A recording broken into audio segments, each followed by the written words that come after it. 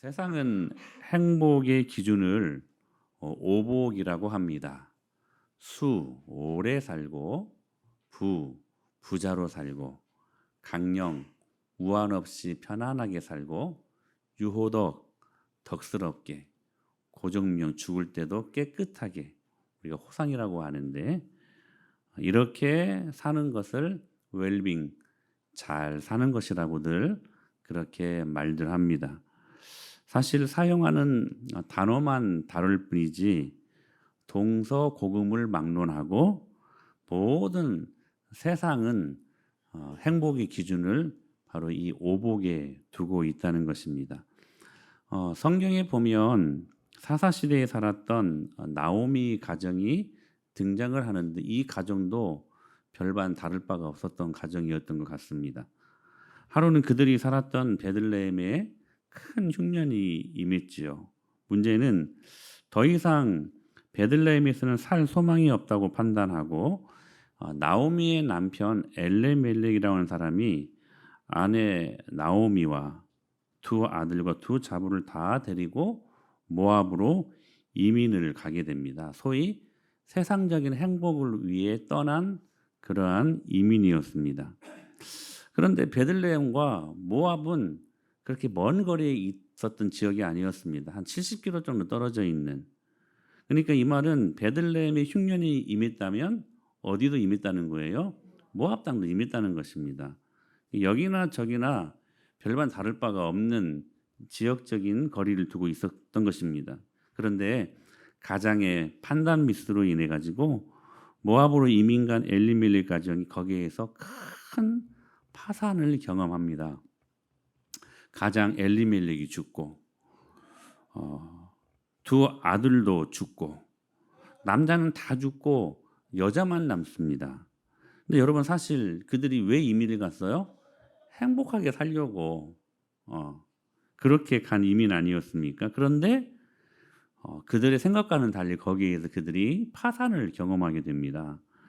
정말 모든 것을 다 거기에서 잃었습니다. 집도 잃었고 재산도 잃었고 가장 중요한 사랑하는 가족들도 잃어버렸습니다. 그래서 나오미와 며느리 룻, 이 두 가련한 두 여자만 남게 되었고 그 모든 것들을 다 잃어버리고 나니까 드디어 베들레헴 고향이 생각이 났던 것입니다. 그리고 돌아가게 되죠. 근데 거기에서 이 두 여인이 감당하기엔 너무 힘들었던 삶의 현실이 다가온 거예요. 먹고 살 길이 없었던 것입니다. 그러니까 제일 가난한 상태로 돌아왔습니다. 갈 때는 그래도 먹고 살만했어요. 그런데 다 잃어버리고 파산되어서 제일 가난한 상태로 몸도 가난하고 마음도 정신도 다 가난한 상태로 고향에 돌아오게 된 것입니다. 그래서 당시 제일 가난한 사람들을 배려한 이삭 죽기를 통해 생활을 근근히 이어가야만 했던 가련한 여인들이었습니다. 완전히 다 빈털털입니다. 완전히 밑바닥인 거예요. 그런 나오미가 이렇게 이 상황을 고백합니다. 같이 읽을 거예요. 시작. 나오미가 그들에게 이르되 나를 나오미라 부르지 말고 나를 마라라 부르라. 이는 전능자가 나를 심히 괴롭게 하였음이니라. 내가 풍족하게 나갔더니 여호와께서 내게 비어 돌아오게 하셨느니라. 아멘. 여기 나오미라고 하는 이름의 뜻은 기쁨이라는 뜻입니다. 근데 모든 거 다 잃어버렸잖아요. 완전히 거지꼴 돼버렸잖아요. 다시 고향 땅에 돌아오게 될 때 사람들에게 말하는 거예요. 나를 기쁨이라고 부르지 말아라. 나는 말하라. 말하에 있으면 나는 고통이다. 왜냐하면 전능자가 나를 심히 괴롭게 했기 때문이다. 내가 풍족하게 나갔는데 이제는 여호와께서 내게 비어 돌아오게 하셨느니라. 이게 완전히 파산되어 돌아오게 되었다라는 것을 지금 고백하고 있었던 것입니다. 그런데 모압에서 처절한 파산을 경험했기 때문에 그 실패를 통해 나오미의 마음이 가난해졌습니다. 그리고 세상의 욕망으로 산란스럽게 가득했던 그 마음을 이 가난한 마음들을 통하여 비우게 되었습니다. 이 일을 통해 나오미와 룻은 다시 약속의 땅 베들레헴으로 돌아오게 되었고 다시 하나님이 붙드시게 하시는 놀라운 축복을 은혜로 경험하게 됩니다. 만일 모압에서의 파산이 아니었다면 베들레헴 약속의 땅에 결코 그들은 돌아가지 않았을 것입니다. 거기서 주시는 하나님이 절대적으로 주시는 은혜도 경험하지 못했을 것입니다. 소위 세상 사람들의 행복의 기준, 오복의 관점으로 본다면 이 나오미의 가정은 처절하게 실패한 가정입니다. 그러나 팔복의 관점으로 보면 이들은 행복한 가정입니다. 왜냐하면 그 파산 때문에 비록 모든 소유는 다 잃어버렸지만 그들의 가난한 마음으로 인해 그 비고 비인 마음 속에 하나님께서 당신의 은혜로 꽉꽉 채워주시는 그 은총을 보여주셨기 때문에 결국 그 시를 통하여서 나중에 예수님이 나오잖아요. 사랑하는 여러분, 하나님은 우리가 비울 때에 하나님으로 채우시는 분이십니다. 그래서 심령이 가난한 자가 복이 있습니다. 우리는 두 부자 청년의 이야기를 그리고 많이 들었습니다. 한 부자 청년은 굳이 이름을 성경에서 밝히지 않아요. 그는 꽤 괜찮은 청년이었습니다. 관원이었고 지금으로 보면 고급 그런 공무원이 속하는 그리고 부자였습니다. 그리고 영생에 대한 본질적인 관심도 있었던 사람이었습니다. 그가 예수님을 찾아와 하루는 어떻게 하면 영생, 즉 구원, 천국에 들어갈 수 있냐라는 가장 인생에 있어서 근본적인 질문을 하게 됩니다. 이 질문 앞에 예수님이 이렇게 대답하십니다. 21절에 시작. 예수께서 그를 보시고 사랑하사 내게 아직도 한 가지 부족한 것이 있으니 가서 다 팔아 가난한 자들에게 주라. 그리하면 하늘에서 보화가 내게 있으리라. 그리고 와서 나를 따르라 하시니 아멘. 뭐라고 솔루션을 주시냐면 내 것을 다 팔아가지고 가난한 자들에게 주고 나를 따라와라. 이렇게 말씀을 하십니다. 이게 무슨 말씀일까요? 이런 말씀입니다. 네가 가지고 있는 그 소유의 부 그거 다 청산하고 가난한 자들에게 다 나눠주고 나 따라와야 된다. 너가 가지고 있는 그 많은 물질 때문에 그 부 때문에 나를 절대 의존할 수 없는 가난한 마음이 없으니 그거 다 청산하고 마치 파산 선고 받은 자의 마음으로 나를 따라와야 된다. 그렇게 말씀하셨던 것입니다. 즉 물리적인 가난을 통해서 예수님은 그 부자 청년의 마음이 실제로 가난해지기를 원하셨다는 사실입니다. 그 소유를 다 팔아. 그렇게 주님이 말씀하셨잖아요. 일부만 파는 게 아니라 다 팔아가지고 가난한 자들에게 나눠주면 자기는 어떻게 돼? 빈털털이 되는 거잖아요. 가난해지게 되는 거잖아요. 그 물리적인 가난을 통하여 진짜 예수님께서는 그 부자 청년이 그 마음속에 하나님만 의존할 수밖에 없는 절대 빈곤의 마음, 절대 가난한 마음을 원하셨던 것입니다. 그러면서 하시는 말씀이 그래요. 네가 영생에 관심이 있다면 네 마음이 처절하게 가난해져야 돼. 여러분, 성령 하나님께서 그렇게 우리 인생을 몰아가실 때에 어느 순간에 딱 들어설 때 우리들을 가난하게 하시지 않습니까?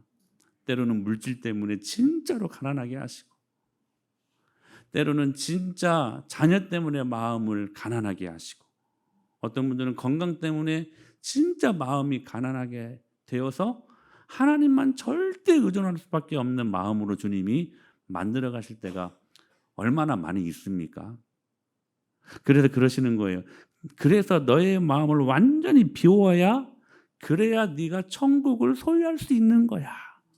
이것을 말씀하셨던 것입니다. 하나님은 종종 우리가 받아들이기 결코 쉽지 않는 불편한 쉽지 않은 명령을 내리실 때가 참 많이 있는 것 같습니다. 이 말씀이죠. 한번 읽어볼까요? 시작. 또 내 이름을 위하여 집이나 형제나 자매나 버린 자마다 여러 배를 받고 또 영생을 자 보세요. 영생을 상속하래. 영생을 상속하는 방법이 뭐래요? 집 팔고요. 형제도 팔고요. 자매도 버리고요. 부모도 버리래요. 자식도 버리래요. 자식도. 전토도 버리래요. 자, 그러면 영생의 복을 상속하리라라고 구원의 조건을 이렇게 말씀하시는 거예요. 꼭 이단 같죠? 이게 지금 막 졸고 있는 사람은 한 명도 없지만 그 조는 것으로 끝나면 이 말씀 듣고 끝나면 졸면 목사님 이단 돼 이단. 이단 돼 버려. 그러니까 계속 들어야 돼. 그 말씀이 아니요. 무슨 말이냐면 자 보세요. 네가 진짜로 영생을 위한다면 진짜 행복을 위해서라면 집도 버려야 되고 형제, 자매, 부모, 자식도 다 버려야 되고 전토도 다 버려야 되는 말씀이라는 거예요. 그러면 꼭 진짜 이단 같잖아요. 여러분 예수님을 위해서 집 팔 수 있어요? 아멘. 역시 장로님이시네. 진짜 방금 아멘 하신 분들은 책임져. 자 보세요. 여러분 예수님 때문에 부모 버릴 수 있어요? 예수님 때문에 형제 그리고 정말 중요한 거 자식 버릴 수 있어요? 쉽지 않을걸요? 쉽지 않아요. 여러분이 가지고 있는 땅도 팔 수 있어요?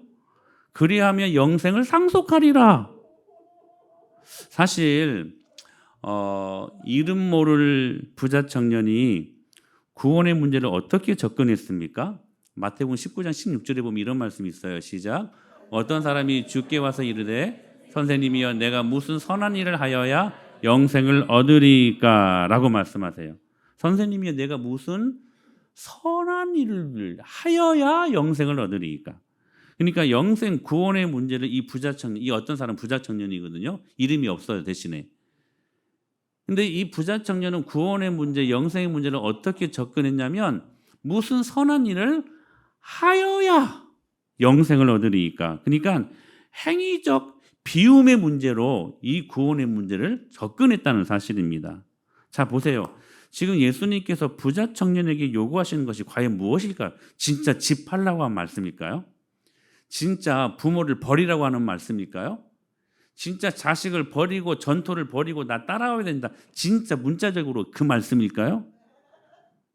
지금 이 부자 청년에게 진짜 가난한 자들에게 그 모든 네가 갖고 있는 모든 부 다 팔아가지고 나 따라와라. 그러면 영생을 얻을 것이다. 문자적으로 정말 그런 말씀일까요?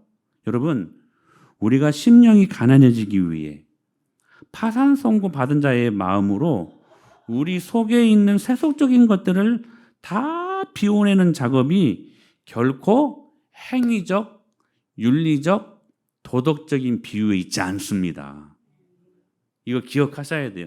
이 말씀을 행위적, 윤리적, 도덕적인 비움의 잣대를 가지고 이 말씀을 해석하면 다 여러분 구원 못 받아요. 우리는.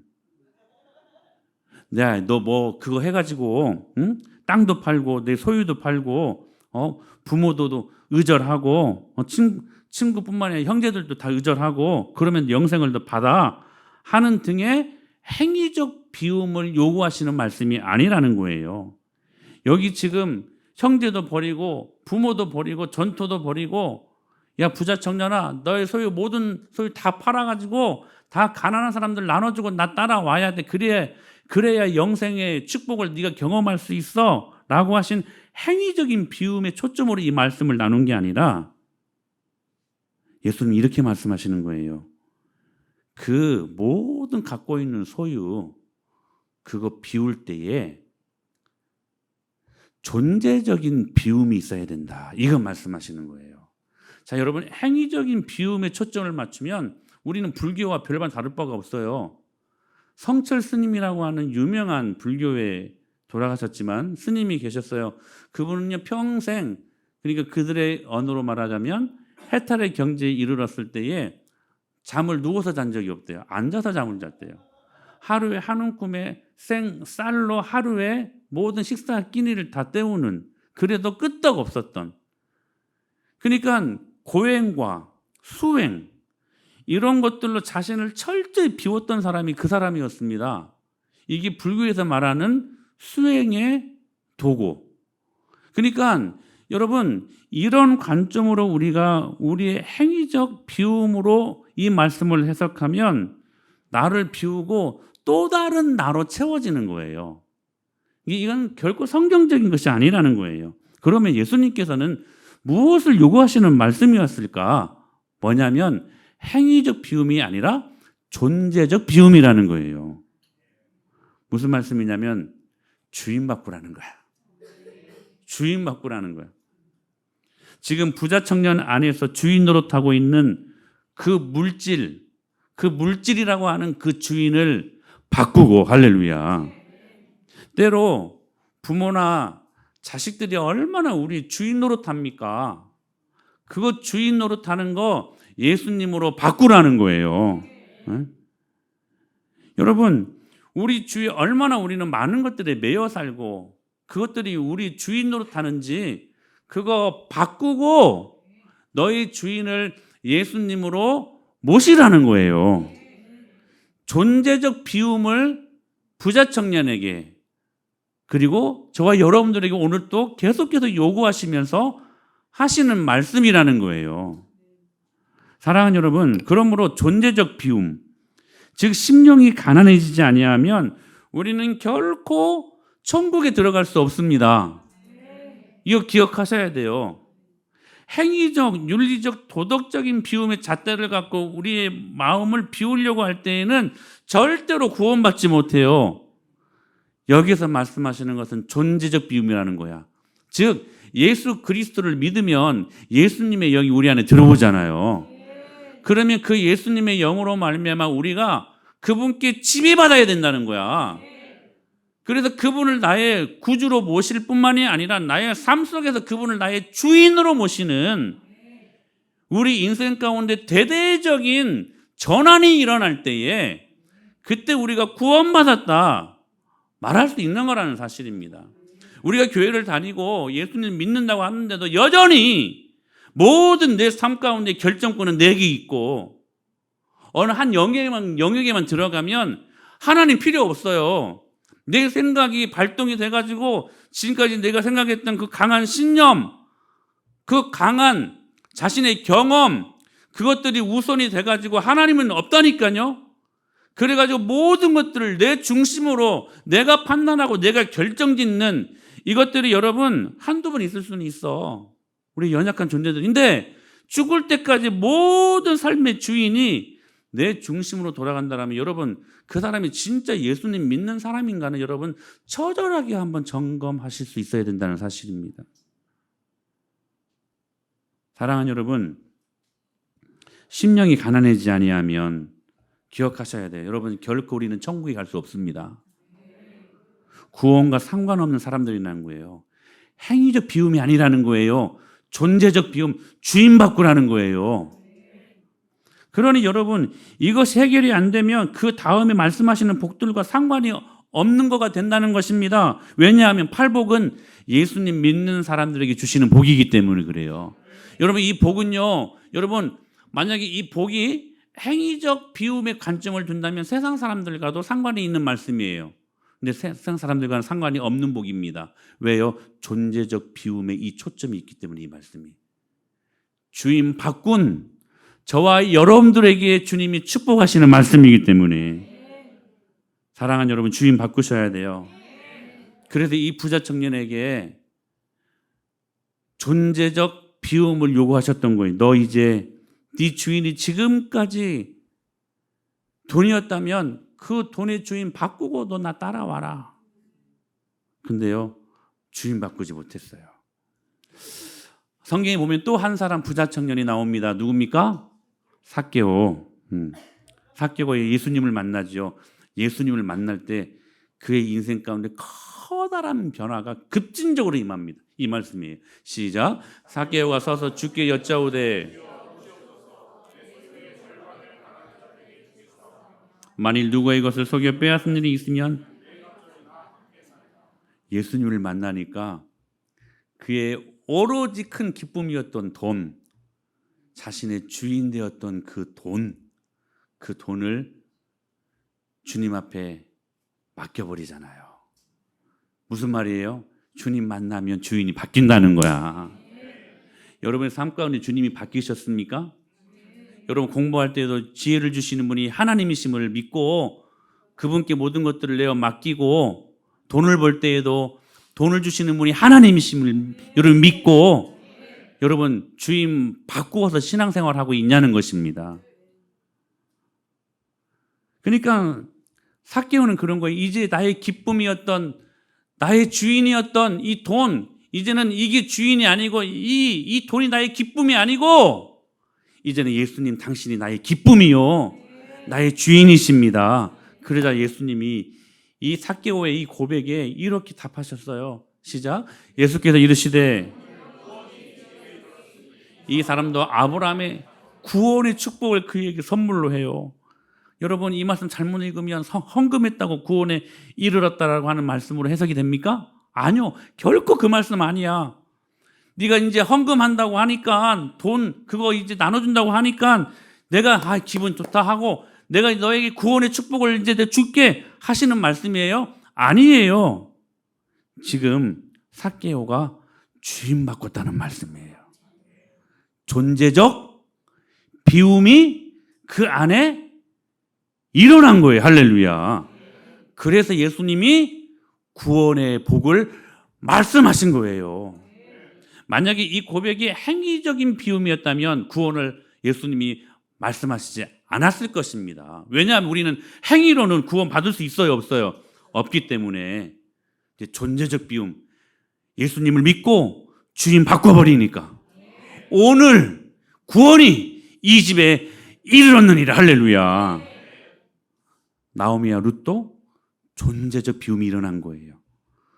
그래서 주님이 채워주시는 귀한 축복을 그들이 누릴 수 있었고 그들을 통하여 메시아가 나오게 되는 위대한 축복을 경험하지 않습니까? 나오미와 룻이 존재적 비움, 즉 주인을 바꾼 거예요. 예수님으로. 이런 자들이 누릴 수 있는 축복이 있습니다. 오늘 본문은 뭐라고 말씀하셨어요? 같이 한번 시작. 심령이 가난한 자는 복이 있나니 천국이 그들의 것이며 라고 말씀하십니다. 여기 지금 8가지의 복을 예수님이 말씀하시면서 뭐뭐한 자는 복이 있나니 8가지니까 그 복에 대해서 8가지를 이야기합니다. 8번 이 복이라는 단어가 계속 반복이 돼요. 우리가 여기에서 알아야 될 아주 중요한 한 가지 사실이 있는데 예수님이 말씀하시는 복은 행복과 달라요. 여러분 기억하셔야 돼요. 우리는 오복이 아니라 팔복으로 살아야 돼요. 아멘. 행복을 영어로 우리는 해피니스라고 합니다. 근데 이 어원이 해프다 이 해픈이 아니라 우연히 어쩌다가 이런 말이죠. 우연이나 행운으로 주어지는 행복. 근데요. 성경적인 복은 해피니스가 아닌 것 같아요. 블레싱입니다. 블레싱. 블레싱이라는 단어가 bleed라는 단어, 피 흘리다라는 단어의 어원을 갖고 있습니다. 무슨 말이냐면 그 누군가의 피 흘림과 희생으로 주어지는 게 진짜 행복이라는 거예요. 여러분, 저와 여러분들은 예수님의 십자가의 희생으로 우리 모두가 복받은 사람들 아닙니까? 그러므로 우리는 해피니스가 아니라요. 우리의 힘과 우리의 노력, 그래서 어떨 때는 막 우연히 어떻게 얻어지는 그 해피니스가 아니라 저와 여러분들은 예수님의 십자가의 피를 희생으로 얻어진 진짜 축복, 블레싱을 경험할 수 있어야 된다는 사실이에요. 사랑하는 여러분, 우리는 그렇게 복받은 사람들입니다.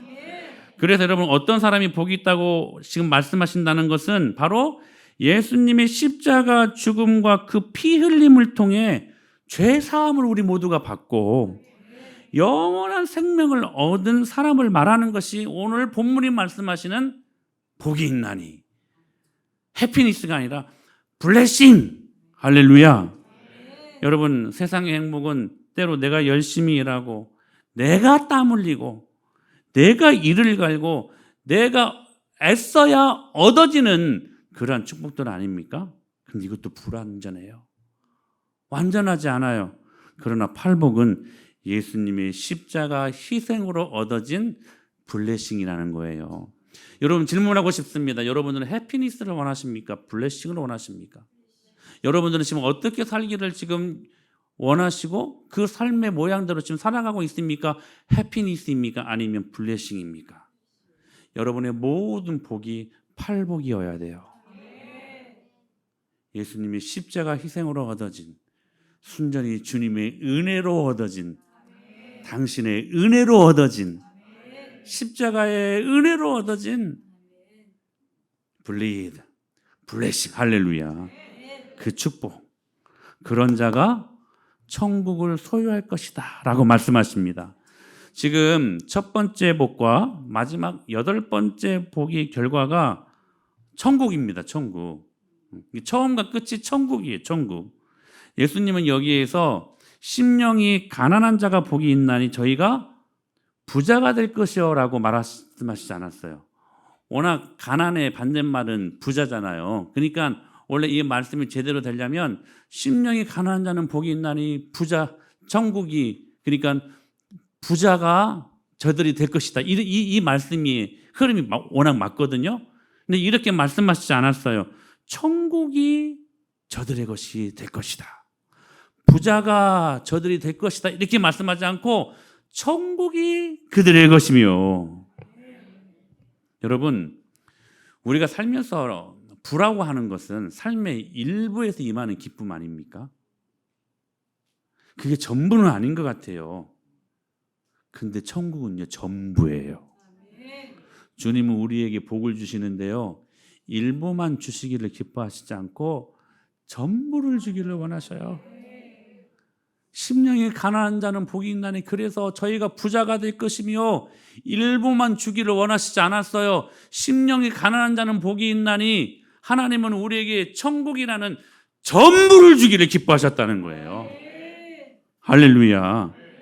사랑하는 여러분, 천국보다 세상에서 이것을 능가하는 그 어떤 복도 없습니다.